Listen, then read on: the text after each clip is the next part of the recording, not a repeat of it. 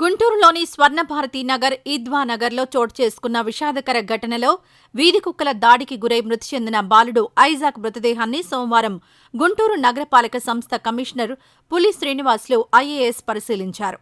అనంతరం ఆయన బాలుడి తల్లిదండ్రులను ఓదార్చి ప్రగాఢ సానుభూతి తెలిపారు. ఈ సందర్భంగా కమిషనర్ మాట్లాడుతూ వీధి కుక్కల దాడిలో ఒక చిన్నారి మృతి చెందడం అత్యంత బాధాకరమని ఆవేదన వ్యక్తం చేశారు.